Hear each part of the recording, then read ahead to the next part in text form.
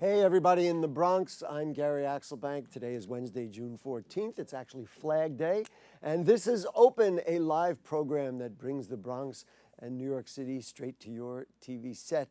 Stay connected with us on social media. You can find us at Twitter at BronxNet TV and on Facebook at Open BronxNet Television.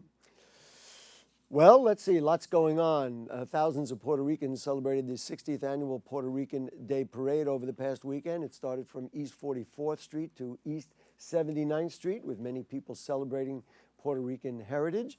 Many people marched in the parade despite the controversy over Oscar Lopez Rivera, an ex-member of a nationalist Puerto Rican group linked to the deadly bombings in the 70s and the 80s. Mayor de Blasio and City Council Speaker Melissa Mark Viverito were among city officials who did participate in that parade.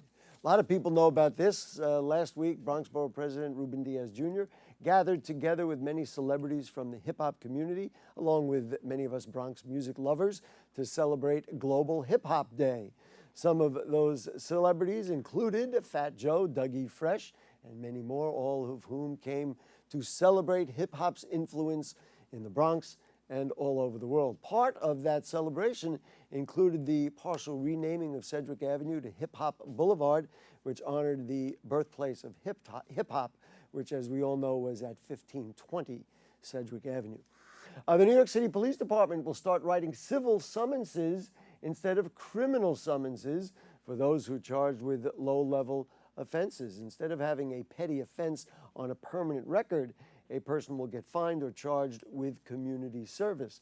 Those who do get ticketed will be able to now contest to a summons online or at one of 5 different locations. The law was put into place after many New Yorkers were stuck with permanent criminal records due to those low-level offenses. Governor Cuomo has announced an acceleration on construction of MTA bridges and tunnels to reduce traffic due to Amtrak repairs. This ensures that all major construction will be completed by July 8th. We will all be happy to live to see that happen. The order will also ensure that all major commuting crossings will be cashless and all lanes will be open during the daytime. The projects that will be accelerated included the construction of the north tube of the Queens at Midtown Tunnel, the restoration of the Brooklyn Plaza at the Hugh Carey Tunnel, and the installation of cashless tolling on the Verrazano Bridge. One very sad note in the Bronx: Will J. Madonna, an attorney known for his legal and community services, has passed away. Mr. Madonna began his legal career in the office counsel of the New York Department and later joined the Bronx DA's office. Since then, he created a private practice in the Bronx.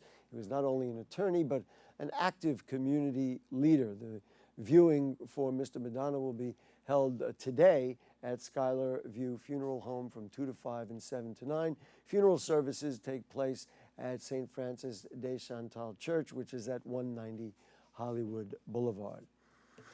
And a much different note, the 9th annual Square at the Fair is set to take place on June 17th. The event is presented by the Westchester Square Business Improvement and Image Marketing to promote their Westchester Square thriving community.